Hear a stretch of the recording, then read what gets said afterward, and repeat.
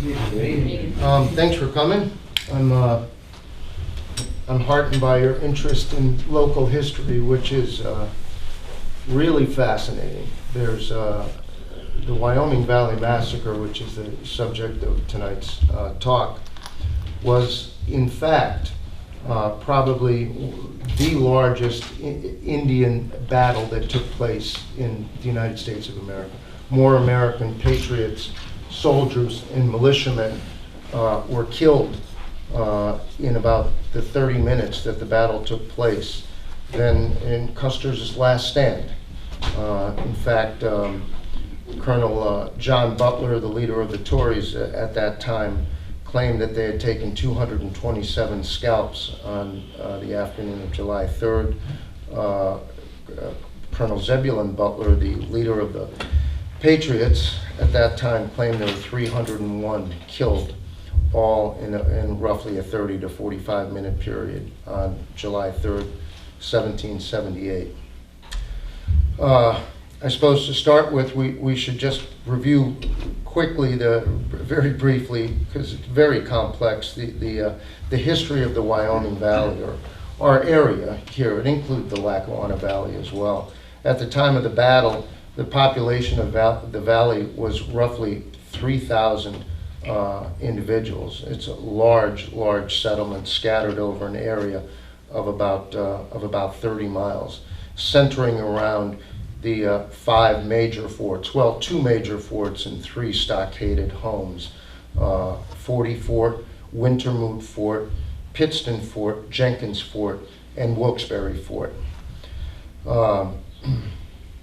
The valley first came to the attention of the Americans in the 1750s, when the Pennsylvania Assembly approached the Iroquois Nation and endeavored to buy all of the rest of Pennsylvania that Penn hadn't already acquired west of the Susquehanna River.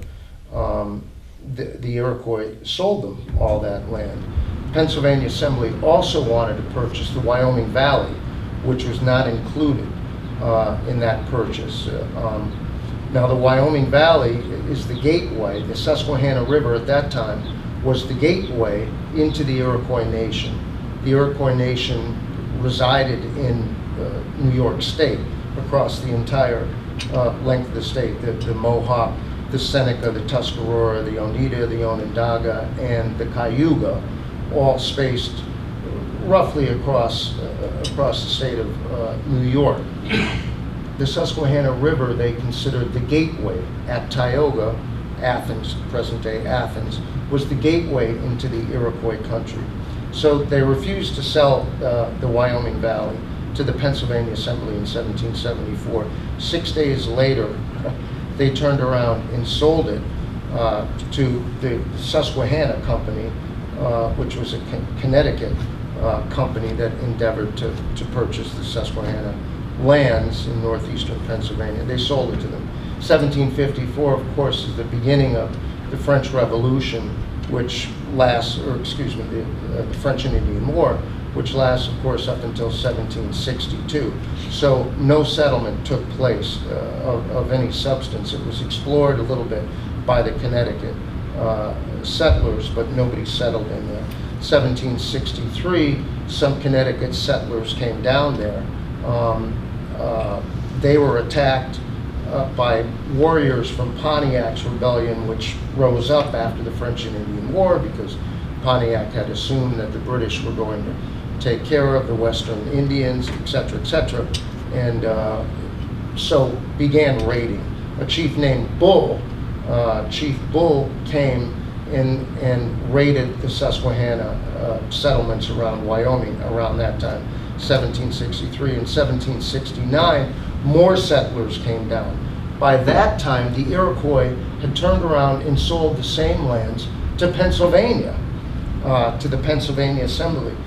Now, all of these lands, just imagine the top third of Pennsylvania, roughly from the 42nd parallel down to Sunbury, somewhere around there. Charles II had actually granted it to Connecticut, that strip of land, not only Connecticut, but that entire strip of land all the way to the Pacific in 1662 to Connecticut. In 1682, he granted the same lands to Pennsylvania. So, and the Iroquois now had sold the Wyoming Valley, essentially, to not only the Connecticut settlers, but also the Pennsylvanians. So this area was a hugely contested area at that time. So when after the raids of 1763-64 took place, many of the Connecticut settlers went back up to Connecticut. They came back when things settled down at around 1769. At that time, they were attacked by the Pennsylvanians in what's called the Pennamite Wars, coming up from Sudbury. Many of them were imprisoned, then released, and making their way back to Connecticut in 1769. There's about 40 of them.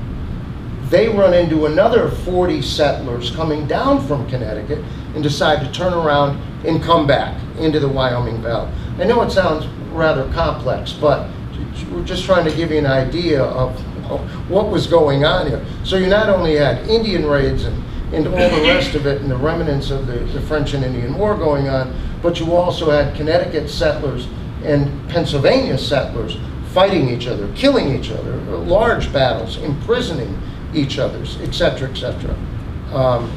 Essentially by 1772, the Connecticut settlers have built a number of forts and have established themselves in the area of the Wyoming Valley, and they can take care of themselves against the Pennamites now, or the Pennsylvania settlers down in Sunbury.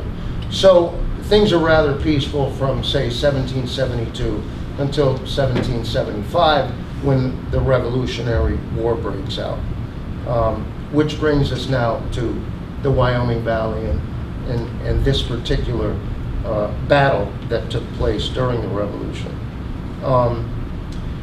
The first thing the men and women in the Wyoming Valley wanted to do was to protect themselves. The Iroquois were not yet allied with it. Well, they were allied with the British, but the British at that time were even encouraging the Iroquois to remain neutral, as were the Americans. They wanted the Iroquois neutral because their methods of warfare were absolutely barbaric, even during these times, which by our estimation were barbaric times as well. The surrender of General Burgoyne at Saratoga in 1777 put a whole different cast on the war for the British. They realized how weak they were in the Northeast. There were threats in the South that they had to address, and so they actively encouraged the Iroquois to ally with the British, and most of the tribes did. The British also promised the Iroquois that when they won, that they would help to keep back the Americans, push the Americans out of their territory, and be subsequently rewarded in any number of different ways. So the first thing that the Americans in the Wyoming Valley wanted to do at the outbreak of the war, not the outbreak, but after it really got underway around 1776, was to protect their settlement in the Wyoming Valley. Hence, they raised two companies of militia of Continental soldiers, trained them, and these were the best men in the valley as well. They were the youngest men. They were the best hunters. Many of them had already served in the French and Indian War. They were excellent frontiersmen, et cetera, et cetera. They raised these two companies in order to protect the settlement in Wyoming. And as soon as they did, the Continental Congress pulled them out of the Wyoming Valley and assigned them to George Washington. So they left. So in fact, the Wyoming Valley was left even more vulnerable than it had been. They petitioned Congress to allow them to raise another company of men. Congress did, a smaller militia company, and that was the company that partook in the Wyoming Valley Massacre. So now you've got these 3,000 people farming along the Susquehanna River in about a 30-mile radius from, let's say, 40 Fort Wilkes-Barre, with the Iroquois Nation just 50 miles north of them, and the war raging around them. it's important to remember that the Wyoming Valley at this time was very much a breadbasket for the Revolution, for Washington's soldiers during the Revolution, especially for grain. They produced enormous amount of crops. The land around the Susquehanna River was beautiful black flat land, and so it was a critical area for supporting Continental troops with grain and corn and the rest of it.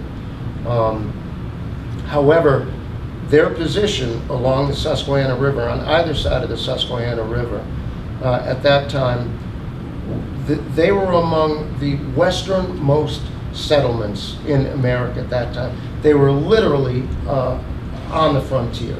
The entire settlement was on the frontier, and 3/4 of the area was surrounded by hostile tribes. So the war begins in 1778. A Tory named John Butler, whose house had been destroyed. Everything is connected here. His house had been burned to the ground by patriots prior to his siding with the British. Well, he was a Tory, but he became actively engaged with the British. He began to assemble a large group of Indians, most of them Seneca. The estimates range from 500, 600 to 800, 1,000 Indians. Probably more in line around 750, 800 Indians.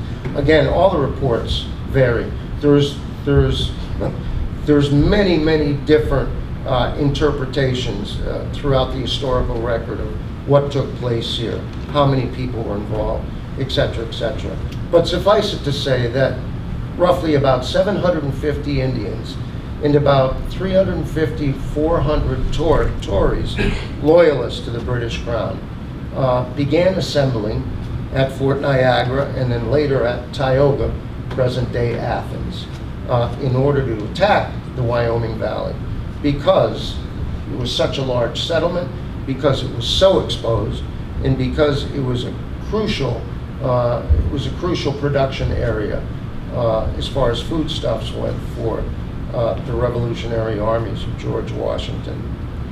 In Tioga, they built hundreds of birch bark canoes, bateaux, and rafts, and began descending the river in late June of 1778 with the explicit intention of destroying the settlement at Wyoming. Butler was a Tory. The majority of the Indians, again, were Seneca Indians. They came down the river and in their boats, and right at the confluence of Bowman Creek and Tunkhannock, confluence of Bowman Creek and the Susquehanna River, they debarked, and that's where they camped. Actually, it's the present airport up in Tunkhannock. That broad field that sits right along the Susquehanna River is where they camped. So we have roughly 1,000 individuals. Say 750 of them are Seneca warriors. They came down from there they disembarked. They came down what is today Route 92 on the west bank of the river, down towards Exeter. Now, again, I mentioned the 5 forts that were there. So if this is the Susquehanna River north to south, on the east bank of the river is Pittston Fort in East Pittston, and below that, of course, Wilkes-Barre Fort. On the west bank, of course, everything is reversed here, but on the west bank, you had Jenkins Fort, and below that, right along the river, or a little ways in from the river, Wintermoot Fort, and then 40 Fort, so the 5 forts. Wintermoot Fort was a known Tory fort. There were plenty of Tories in the Wyoming Valley at the time. Another thing to keep in mind is that during the Revolution, not everybody was a patriot. Obviously, we're talking about Tories here, but not everybody was a patriot or a Tory. There were also people that were entirely indifferent to the outcome of the war. They simply wanted to get on with their lives and get on as best they could. So roughly a third of the population were Tories, and they considered themselves loyal to the king and the king was in his rights to do whatever the hell he wanted over here. A third were, of course, patriots that wanted independence from the crown, and a third were indifferent people, as I say. So in Wintermoot Fort, it was basically, Wintermoot was a Tory, and most of the people at that fort were Tories. Three of those forts, Wintermoot Fort, Jenkins Fort, well, Wintermoot Fort, two of those forts, were not forts. They were stockaded houses. There's a large house with a stockade around it for protection, both Wintermoot and Jenkins Fort. Pittston Fort had 3 blockhouses. Of course, Wilkes-Barre Fort was a substantial fort.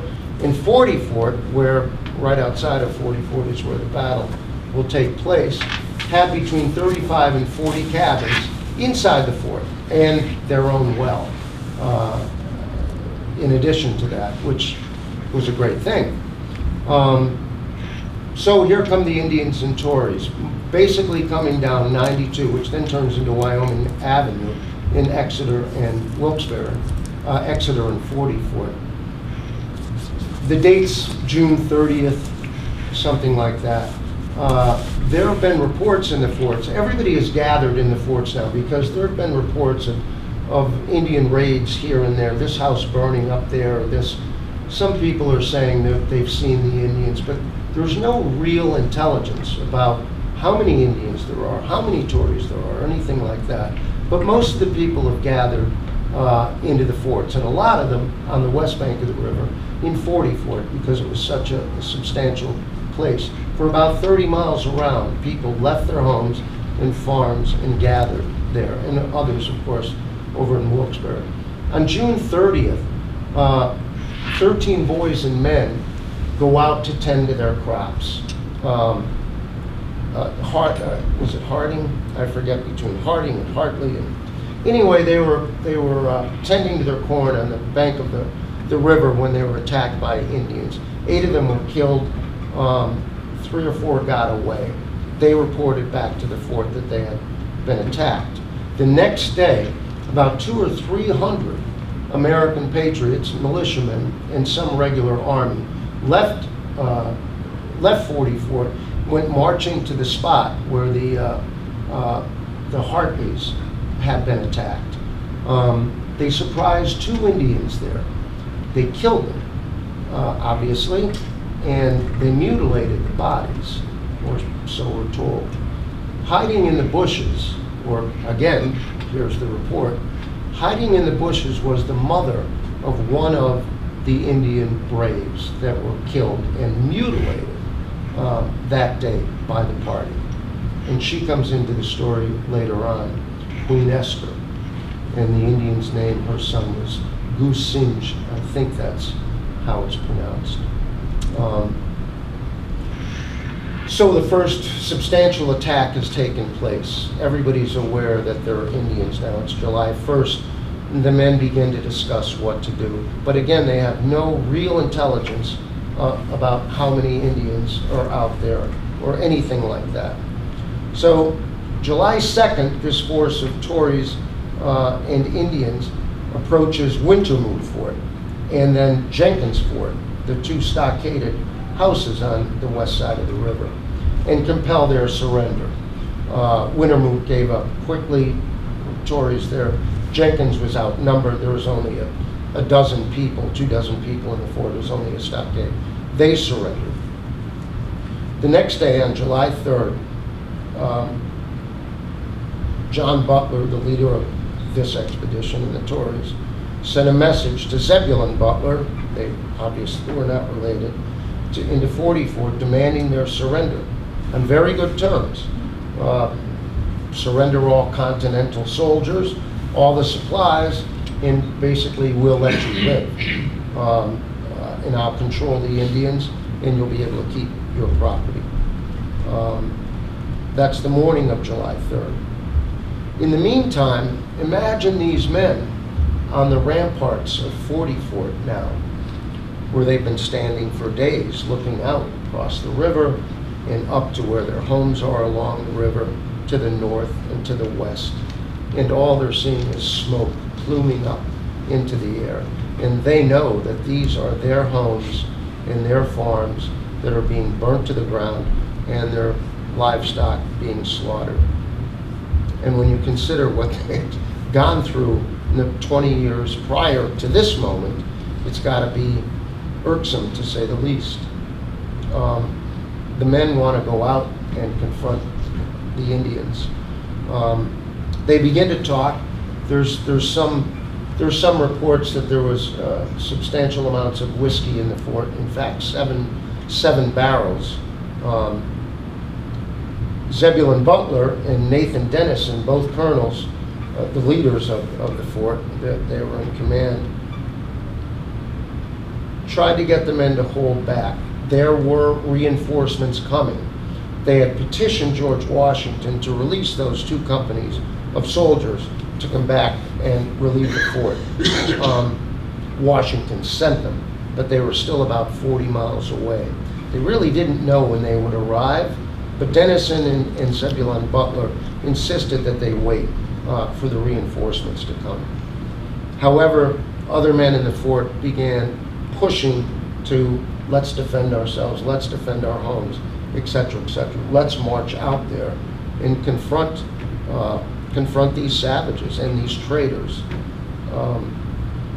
As it turns out, it was a bad decision for a lot of different reasons, but one of the most important ones was, had they remained inside the fort, it was very unlikely that they would have been defeated or met the demise that they did.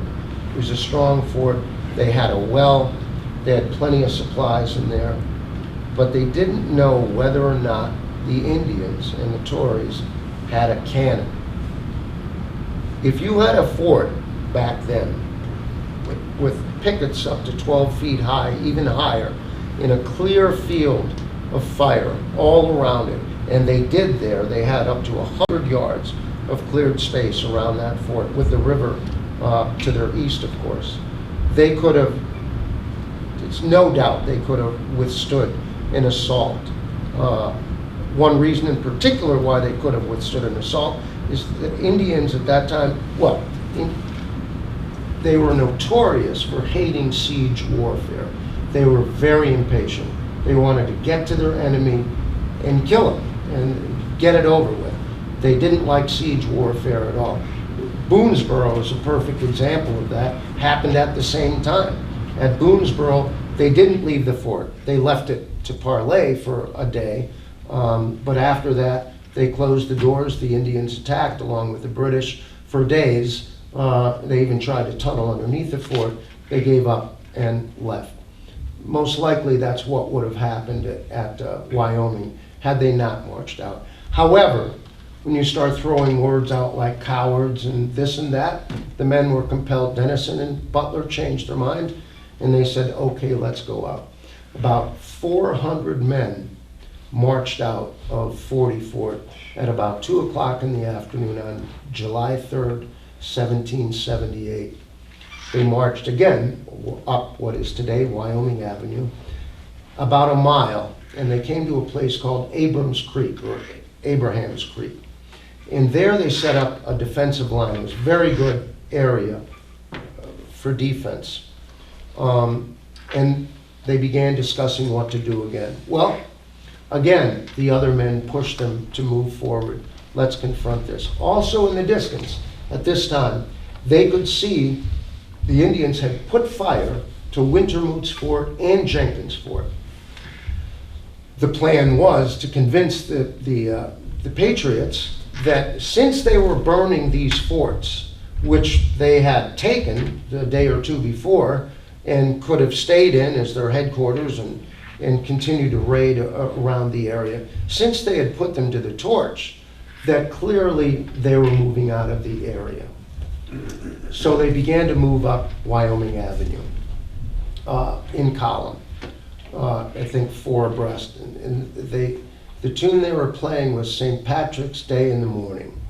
We know this, and you can actually listen to a recording of it on the fife and drum and hear what these boys were listening to as they marched to a horrible death. In any case, as they were going up the road, they would encounter small bands of Indians, maybe 2 or 3, behind a tree here and behind a tree there. These Indians would fire wildly, not hitting anybody, then turn around and run in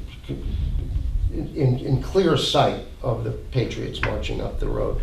This emboldened them even further, and they increased the rate of their march. So again, more Indians would jump out, but only a handful. And this further indicated to them that the Indians were on the run, that they did not exist in any substantial numbers, and that this would be a breeze. They finally came up to the place around Wintermoot's Fort there, and there was a log wall, a low log wall in front of the fort, or perhaps behind the fort. It's many different reports. And this is basically in downtown Exeter today. Behind this wall, there are Indians and Tories running around, basically, with no organization, no rhyme or reason, firing wildly.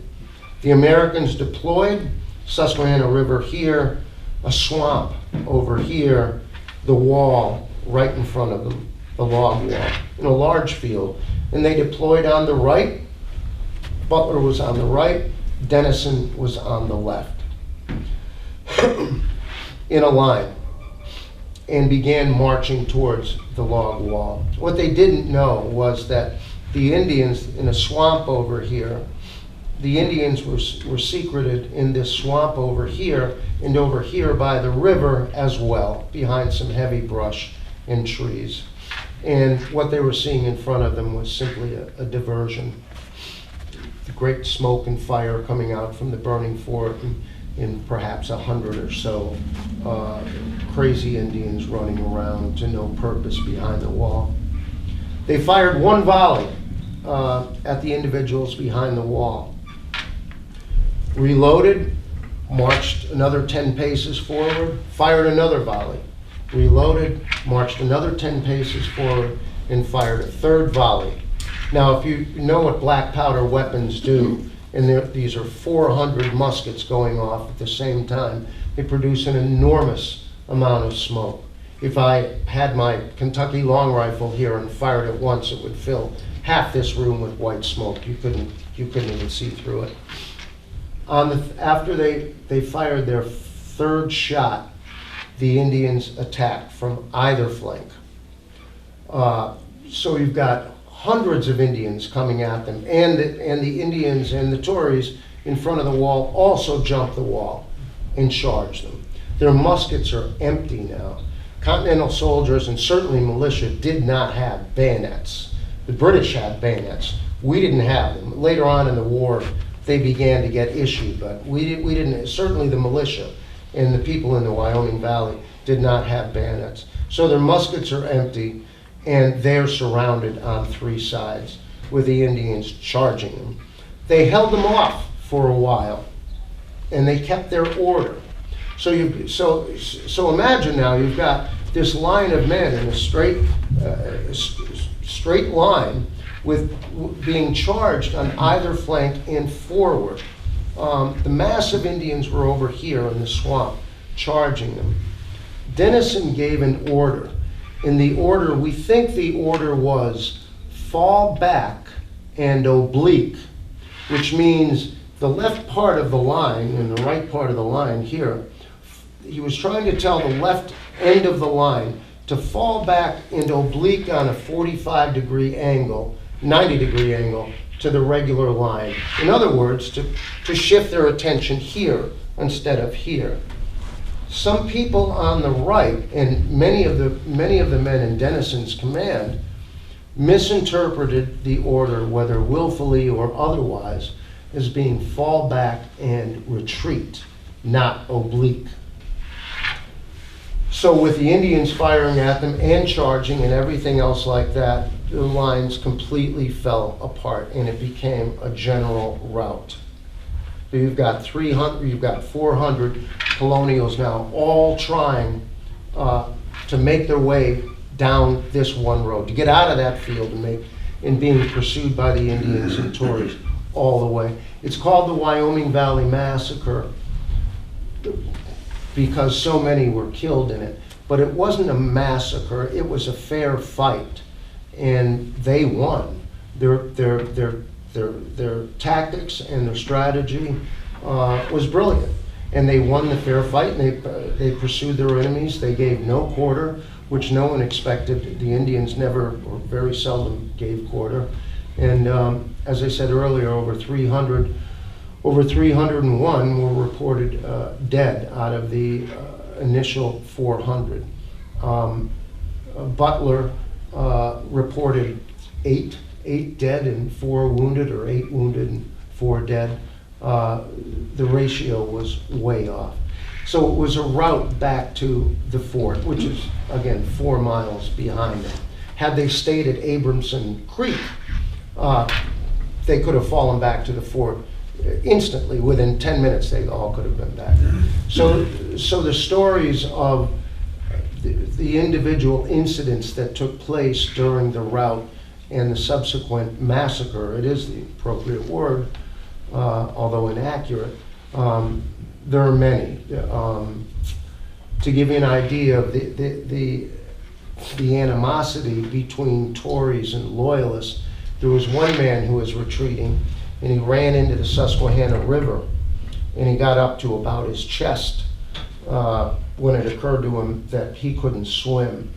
And he turned around, and a man that he knew, who he used to employ and had helped him out, as a matter of fact, the names, I don't recall the names, but said, "Come on back, we're not gonna buy." And he had an Indian with him, he was a Tory. And the guy hesitated, but he turned around and he walked back. And as that Tory reached over to help him out of the water, he tomahawked him with his other hand. They threw the wounded onto the burning embers of Wintermoot Fort. One man crawled out 3 times before they threw him back in. Colonel Butler was on his horse, riding back, pursued by Indians, to 40 Fort as fast as he could, and he saw a boy also running, and he had the boy grab his stirrup so that he could get him out of there. Well, they continued riding, galloping on, and there was another boy who had fallen asleep when they stopped at Abramson Creek to regroup and have another discussion a little earlier. A boy had fallen asleep. And by the way, as I said, keep in mind that these weren't the best of the best. These were old men and boys. It's said that nobody between the ages of 18 and 50 were even in this fight. They were young boys and old men. That's all that was left in the valley, with the exception of that one company that they were allowed to reform.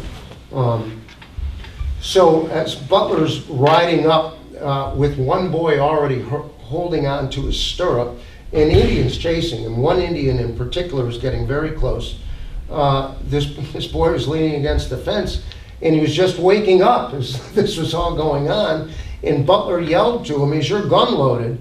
And the boy said, "Yes," and he said, "Shoot that Indian," and he shot the Indian, and Butler swung around and said, "Grab the tail," and the boy grabbed the tail of the horse, and that's how they had one boy holding onto the tail and another boy holding onto the stirrup, and they made it back into the fort alive. They had captured a number of men as well. So the slaughter was horrible. Many of the men were wounded and slaughtered right there on the field. Others who managed to surrender were taken prisoner. That night, the night of July 3rd, the Indians had camped around a large rock called, to this day, it's known as Queen Esther's Rock. I don't know if any of you have heard of it or know of it.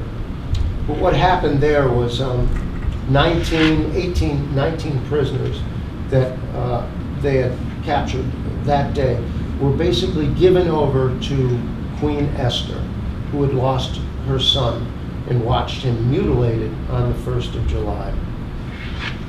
Each prisoner was held by an Indian on either side of him by the arms like this. We have eyewitness reports of this, and they were in a line. So there's hundreds of Indians around this rock, and bonfires going on, and whooping and yelling and dancing. And each man was brought up to the rock, sat on the ground with his head against the back of the rock. Esther was on top of the rock.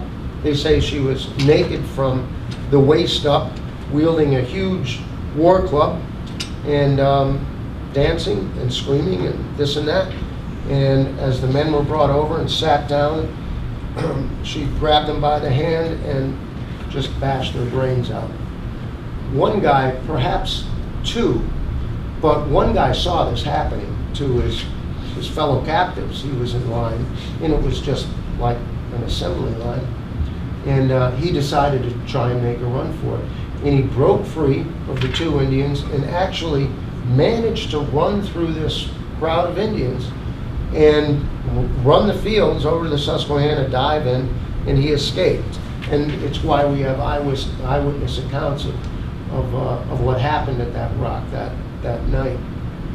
The next morning, Zebulon Butler, of course, is presented with another demand to surrender, and he must do it. He stalls until that afternoon because one of the conditions was to surrender any Continental soldiers that are in the fort to the Tories.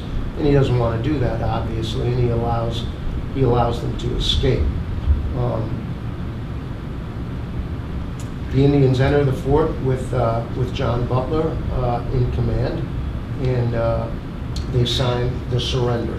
And even though Butler had allowed, there were no Continental soldiers to hand over, John Butler still held to or endeavored to hold to the terms of the original document for surrender. He said he would try and withhold his Indians, protect property, just lay down your arms and do not wage war against the crown again. The table where they signed the agreement is still in the Luzerne County Historical Society. It's just an old handmade table. I had it on display at the museum years ago. In any case, the fort surrenders, but Butler cannot withhold the Indians from at least depredations against property. The Indians go out and begin to destroy everything. They say every house was built, every cow and pig and everything else was killed. All the crops were uprooted and destroyed. However, not one civilian was killed by the Indians after the original surrender, after the surrender, which was a remarkable thing because the Indians were notorious for massacring their prisoners. They gave no quarter, and torture was also very popular among them. It was ritualistic, almost. No other settlers were killed, but obviously these women and children, mostly all women and children now, were terrified. So they fled. Many fled down the Susquehanna River. Others fled over the Pocono Mountains to Stroudsburg, Fort Stroudsburg at the time. And many perished up there. Even though it was middle July, the place was at that time full of rattlesnakes, and cougars, and bears, and they died of exposure and starvation. The Indians stayed around, and Butler did, until around July 8th. That's how long it took them to destroy everything. By the end of that period, the valley had been entirely devastated. No house stood, no fort stood, they say not even an ear of corn stood after that. It was a great victory for the Indians. And the massacre immediately, as it came to be called, the Wyoming Valley Massacre, immediately was disseminated. The details of it, in many of the details, horribly exaggerated, was disseminated throughout the entire 13 colonies within weeks. And at that time, and even till the end of the war, it was the most atrocious battle that took place during the Revolution and garnered more outrage than anything else that the British or the Tories did. Indeed, the patriotism and enlistment and all the rest of it swelled because of the story of the Wyoming Valley massacre. It also spelled the end of the Iroquois Confederacy at that time. Washington was so outraged, he could not have the Iroquois nation on his back door without any troops to deal with it. They were devastating the frontier. They were terrorizing the women and children whose husbands were in his Continental Army. So he had a huge problem keeping men in the Army because they wanted to go home and protect their own women and children from Indian attacks after this event. Consequently, as a result of this, the following year, he dispatched Colonel Sullivan into the Iroquois country to destroy the Iroquois once and for all. That's a whole nother story, but I can read you a few quick things regarding it. Here are Washington's orders. You can get a sense of how angry and determined the country was through Washington's original orders to General Sullivan following the Wyoming Valley Massacre. The expedition you are appointed to command is to be directed against the hostile tribes of the 6 nations of Indians with their associates and adherents. The immediate objects are the total destruction and devastation of their settlements and the capture of as many prisoners of every age and sex as possible. It will be essential to ruin their crops now in the ground and prevent their planting more. I would recommend that some post in the center of the Indian country should be occupied with all expedition, with a sufficient quantity of provisions, whence parties should be detached to lay waste all the settlements around, with instructions to do it in the most effectual manner, that the country may not be merely overrun, but destroyed. And that's precisely what happened. General Sullivan himself noted in his diary after the Battle of Newton, well, quickly, Sullivan marched up into Iroquois country from Wyoming with about 2,500 men in 1779. General Clinton in New York had actually made a dam on Lake Otsego not too far from Albany in upstate New York. Otsego is the source of the Susquehanna and also James Fenimore Cooper's famous Glimmerglass Lake. They dammed it up so that when the time came to meet up with Sullivan at Tioga, they simply broke the dam and floated down the river, and it worked. So Sullivan and all these boats and pack horses and 2,500 men march up from Wyoming. Clinton comes down and they meet at Tioga, which is the front door of the Iroquois nation. From there, they march into the Iroquois country and destroy unfathomable amounts of crops and orchards and houses and towns, etc., etc. The Indians tried to stop them once. You may have heard of the Battle of Newtown, which is just north of Pennsylvania and west of Binghamton. There, the Indians tried to ambush them under Chief Joseph Brant. Sullivan was quick to see the ambush. He had warned his men to be very careful of Indian ambushes. They had already succeeded any number of times during the Revolution, especially if just had happened at Wyoming. And he actually sighted the Indian ambush before they marched into it. So again, you had hundreds of Indians that were all set up to ambush the army as they came, Sullivan's army as they came marching up. Sullivan saw it, held a quick war council, outflanked the Indians, and almost destroyed them. They did escape, but they were so frightened and chastised by this general and this remarkable strategy that he had, or tactic that he had, that they did not stand and fight again for the rest of the campaign.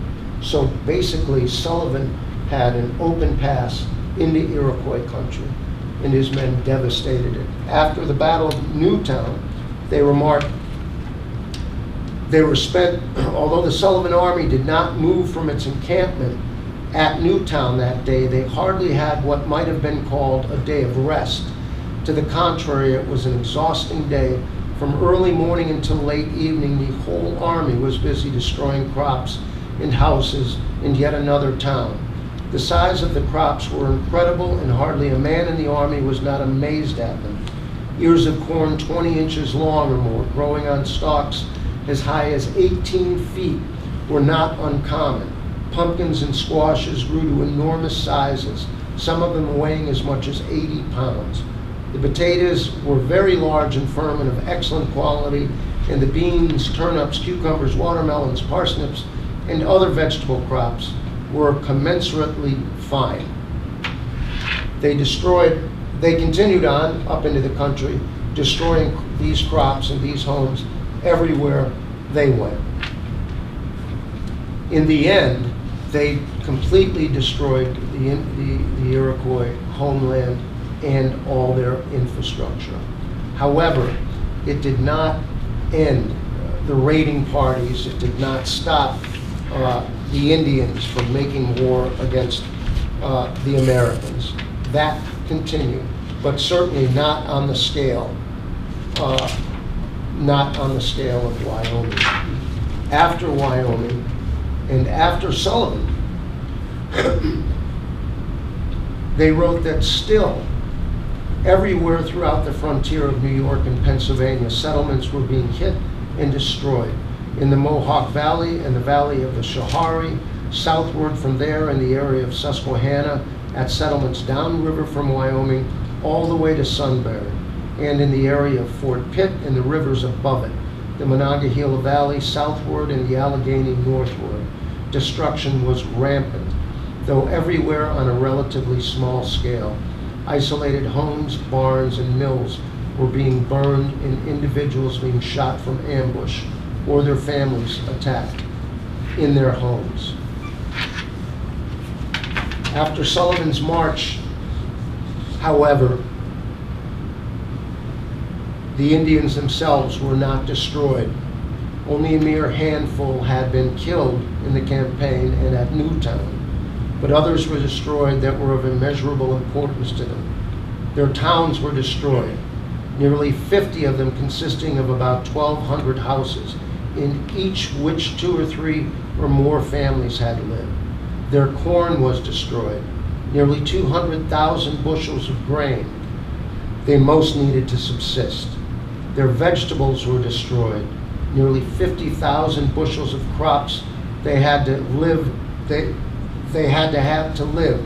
Potatoes, peas, beans, pumpkins, squash, watermelons, and cucumbers. Their fruit was destroyed. Upward of 10,000 trees were girdled or felled. Apples, plums, and peaches. Their burial places were destroyed.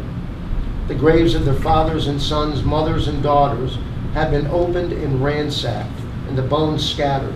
The sepulchres of their chiefs had been vandalized, pushed over, broken apart, and the spirits disturbed. Their health was destroyed. Without proper food and shelter, they became susceptible to famine and disease, and the ensuing winter was the coldest on record, and many of the Indians froze and starved and died of disease. And their league was destroyed, the powerful Iroquois League that had existed for over a quarter of a millennium, the league that had ruled by conquest the tribes of a quarter of the continent, the league that had struck fear into the hearts of tribes of over half the continent, the league that was mightier than any other confederation of Indians in North America had ever been or ever would be. And their will was destroyed, the will to carry on, to hold their lands, or perish in the effort to do so. In closing,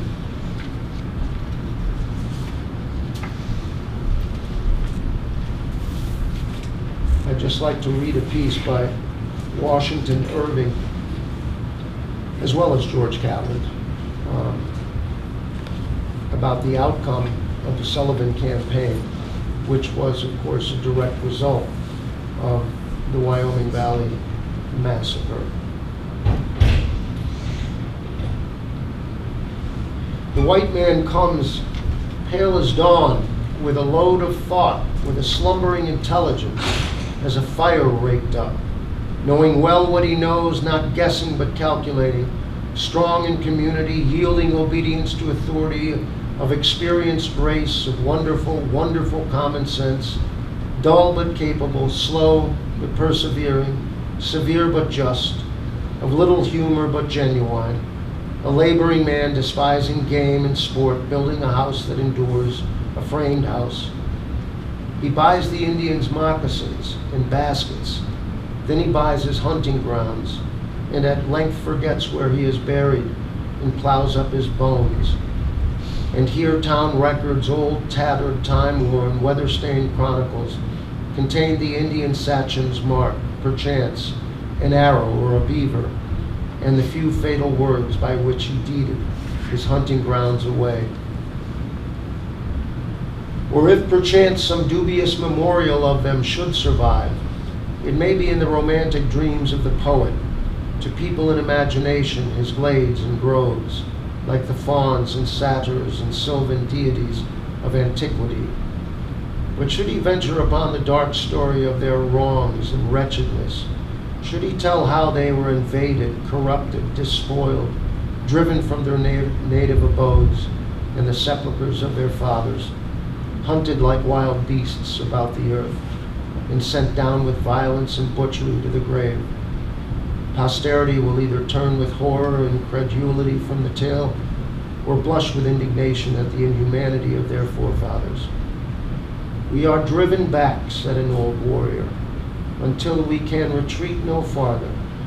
Our hatchets are broken, our bows are snapped, our fires are nearly extinguished. A little longer, and the white man will cease to persecute us, for we shall cease to exist. Thank you.